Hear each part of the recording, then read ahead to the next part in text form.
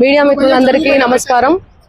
ఏదైతే micro finance పేరిట ఈ సుబ్బు అనే అడ్వకేట్ ఎవరైతే ఉన్నారో ఆయన నా మీద చేస్తున్నటువంటి ఆరోపణలు ఏవైతే ఉన్నాయో అవన్నీ ఫేక్ అలిగేషన్స్. నిజంగా నేను ఇందులో ఇన్వాల్వ్ అయి ఉంటే గిన నేను ఎక్కడికైనా రావడానికి సిద్ధం. నేను ఎక్కడ ఏ పోలీస్ గడపలైనా ఏమంటారు కోర్టు గడపైనా తొక్కడానికి సిద్ధం. నేను ఇందులో నన్ను ఇన్వాల్వ్ అయినావు అని చెప్పి తేలిస్తే నేను ఏమన్నా చేయడానికి సిద్ధం. ఇన్వాల్వ్ కాలేదని తేలిస్తే మీరేం చేస్తారు? మీడియా మిత్రులు అందరూ కూడా, నేను మీడియా ఫ్యామిలీ నుంచి వచ్చాను, మీరందరూ ఏం చేస్తారు? నాకు మాట ఇవ్వాలి.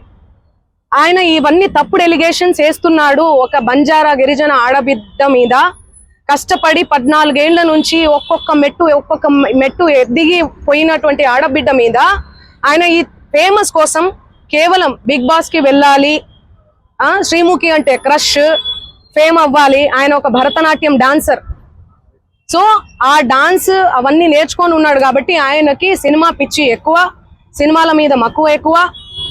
దానివల్ల నా పేరు వాడుకొని ఆయన ఫేమ్ అవ్వాలని చెప్పి ప్రతి ఒక్క మీడియా గడప తొక్కి ప్రతి ఒక్కరికి అడిగి ఇంటర్వ్యూ తీసుకోండి అని చెప్పి లేనిపోని అలిగేషన్స్ అన్ని కూడా నా మీద వేస్తున్నాడు.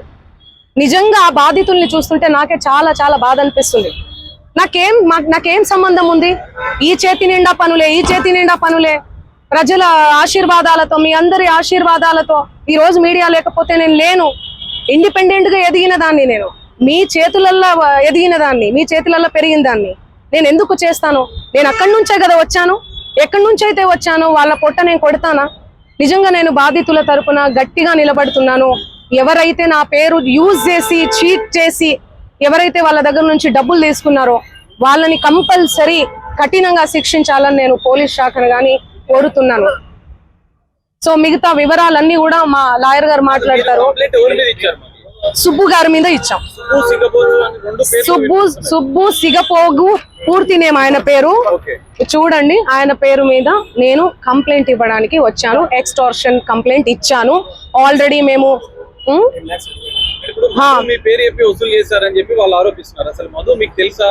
నా మీద ఎవరెవరో ఆరోపిస్తారండి. ఎవరెవరో వస్తారు, ఫోటోలు దిగుతారు. మీరు దిగరా?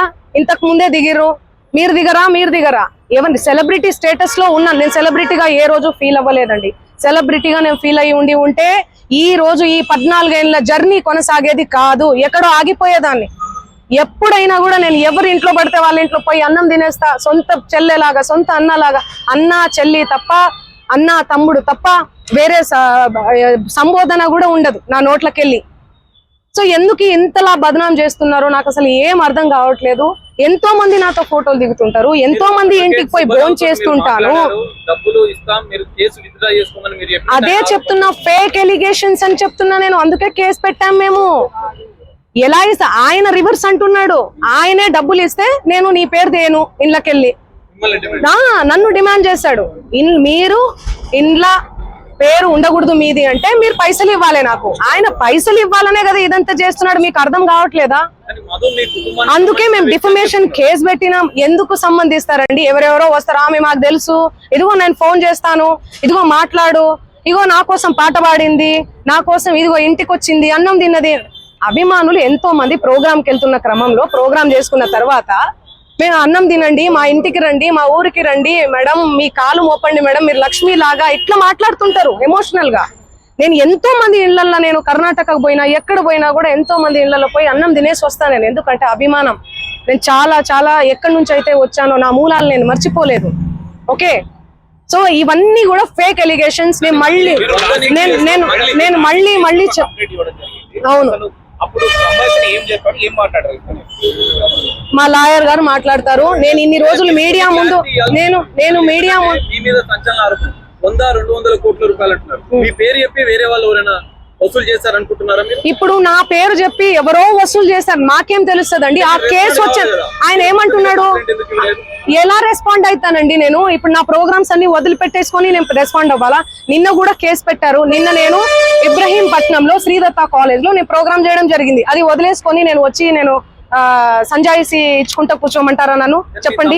క్లోజ్ ఫ్రెండ్ మధు అంటున్నారు. ఎందుకుంటారండి క్లోజ్ ఫ్రెండ్స్? మా బంజారా కమ్యూనిటీ వాళ్ళందరూ కూడా సన్నిహితంగా ఉండే వ్యక్తి మధు అంటున్నారు. ఎందుకుంటే చాలా మంది ఉంటారండి. ఉస్మానియా యూనివర్సిటీ ఉన్నారు, కర్ణాటక యూనివర్సిటీ నుంచి ఉన్నారు. నా ఓన్ చేసుకుంటారు, మా అక్క అని చెప్పి. మా కమ్యూనిటీ వాళ్ళు, మేము కూడా మా కమ్యూనిటీ అని చెప్పి నేను కూడా మాట్లాడతాను ఓన్ చేసుకొని.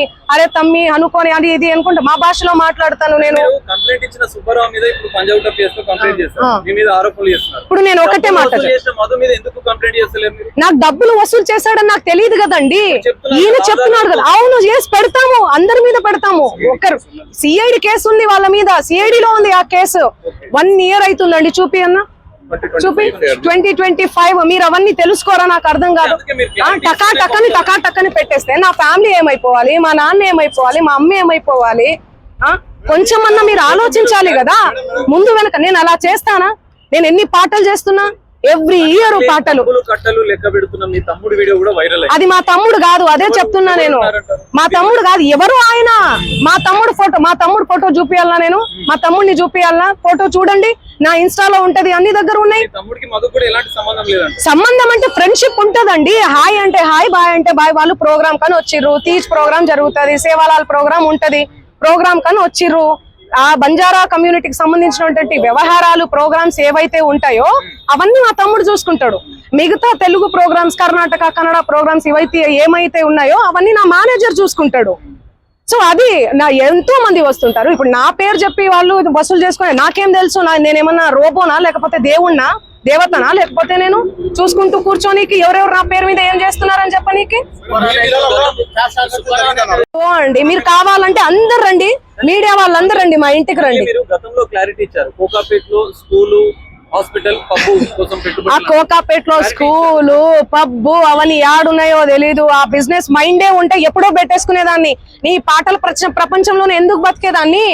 నాకు పాటలు పాడడం, పాటల ప్రపంచం తప్ప ఏమీ తెలియదండి. నాకు నిజంగా డబ్బు ఆశ ఉంటే లాస్ట్ ఇయర్ ఎన్నికలు 2023 ఇక్కడ, 2023 ఇక్కడ, 2024 అక్కడ జరిగింది. నేను ఏ ఏపీలో గానీ, ఏ తెలంగాణలో గానీ ఎక్కడన్నా కనిపించినా ఎన్నో మనీ ఆఫర్ చేసిర్రు, నాకు కోట్లు ఇస్తామని చెప్పి. అయినా కూడా నేను కనిపించలేదు. ఎందుకంటే నాకు డబ్బు ముఖ్యం కాదండి, వ్యక్తిత్వం చాలా ఇంపార్టెంట్. చాలా నియత్గా, చాలా ఎథిక్స్ తో బతుకుతూ వస్తున్నానండి నేను. నాకేం అవసరం ఉంది చెప్పండి? చేతి నిండా పళ్ళు. మీరు చూడట్లే, నా ఇన్స్టా చూడట్లే, సోషల్ మీడియాలో చూడట్లే. ఒక్క పాట చేస్తే ఎందుకండి ప్రజలు ఇంతగానం ఆశీర్వదిస్తున్నారు? ఎందుకు 100 millions పోతున్నాయి? ఎందుకు మీ అందరు కూడా లైక్ చేస్తున్నారు?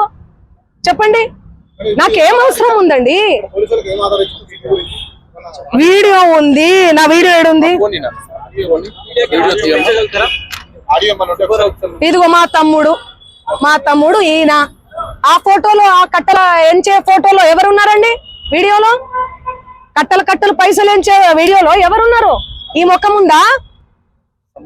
సంబంధం లేని విషయం, మాకు సంబంధం లేని విషయం తెచ్చి మా మీద ఎందుకు రుద్దుతున్నారు అనేది నాకు అర్థం కావట్లేదు. సెన్సిటివ్ మ్యాటర్ అండి ఇది. కొంచెం ఆచి తూచి వెరిఫికేషన్ చేసుకొని మీరు వేయాలి మీడియాలో, సోషల్ మీడియాలో కానీ, మీడియాలో కానీ. దయచేసి చెప్తున్నా, నేను మళ్ళీ చెప్తున్నా, తనది గిన నాది గిన ఇందులో ఇన్వాల్వ్మెంట్ ఉంది అంటే మీరు ఎక్కడికన్నా రమ్మని చెప్పండి, నేను సిద్ధం. మీడియా మిత్రులందరికీ కూడా చెప్తున్నా, నాది ఇన్వాల్వ్మెంట్ లేదు ఈ కేసులో అని అంటే గిన మీరు ఆ సుబ్బు అనే అడ్వకేట్ ని మీరు ఏం చేస్తారనేది నాకు మాట ఇవ్వాలి. సిద్ధమా? దానికి చెప్పండి, సిద్ధమా? చెప్పండి. మీరు ఇంతగనం నన్ను క్షోభ పెట్టాడు కదా, ఇంతగనం నన్ను హరాస్ చేస్తున్నారు కదా, ఎక్కడ చూడు మంగ్లీ. మంచి విషయాలు ఎక్కడా స్క్రోల్ చేయరు. ఈ విషయాలు, ఈ నెగటివిటీని ఎందుకు ఇంత సెన్సేషనల్? మీరు మీడియాను అస్సలు తప్పు పట్టలే నేను. మీడియా అదే చెప్తున్నా. నేను ఏమని చెప్పా? మీడియా ఫ్యామిలీ నుంచి వచ్చా అని చెప్పానా? అదే చెప్తున్నా నేను. మీ పేరేం పేరు? సాగర్ గారు. నేను అదే చెప్తున్నా, మీడియా ఫ్యామిలీ నుంచి వచ్చాను సాగర్ గారు. ఇన్స్టాగ్రామ్ లో ఆ రీల్స్ అవన్నీ మీ చెల్లి మీదనో, మీ అక్క మీదనో వస్తే మీరు ఎంత బాధపడతారు? నేను అదే చెప్తున్నా. మీడియా నుంచి ఒక్కొక్క మెట్టుకి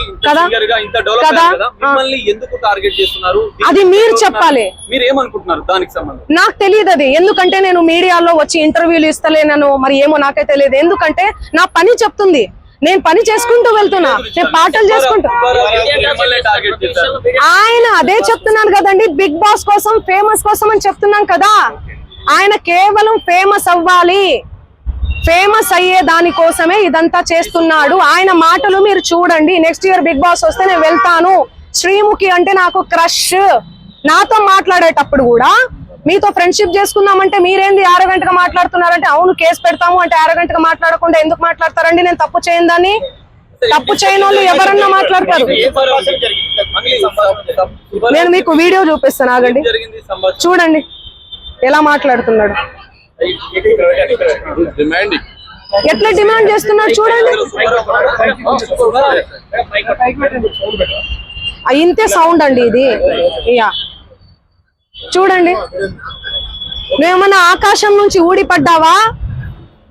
నడుమంత్రపు సిరియా ఇదంతా ఇంత వల్గర్ లాంగ్వేజా? మిమ్మల్ని అన్నారా? ఇంత సోకులు ఎందుకు పడతారు మీరు? ఎలా వస్తానండి? నేను అదే చెప్తున్నా, పనులు ఉన్నాయండి, నాకు ప్రోగ్రామ్స్ ఉన్నాయి. కర్ణాటకకు పోయినాను నిన్ననే. నేను శ్రీదత్త యూనివర్సిటీలో కాలేజ్ లో ప్రోగ్రామ్ కూడా చేశాను. మీరు చూడండి నా అప్డేట్స్ దయచేసి చూడండి. ఇన్స్టాలో నేను పోస్ట్ కూడా పెట్టడం జరిగింది. దీనికి నాకు ఏ సంబంధం లేదు. బాధితులకు దయచేసి పోలీస్ శాఖ వారు న్యాయం చేయండి. నేను బాధితుల అండగా ఉంటారా? డెఫినెట్లీ ఖచ్చితంగా ఉంటా నేను బాధితులకు. బాధితుల తరపున ఎట్లా ఫైట్ చేయబోతున్నాము? లీగల్ గా వెళ్తున్నామండి మేమంతా. మా లాయర్ గారు మాట్లాడతారు. నేను ఇప్పటి వరకు మాట్లాడాను కదా, మాట్లాడండి లాయర్ గారు.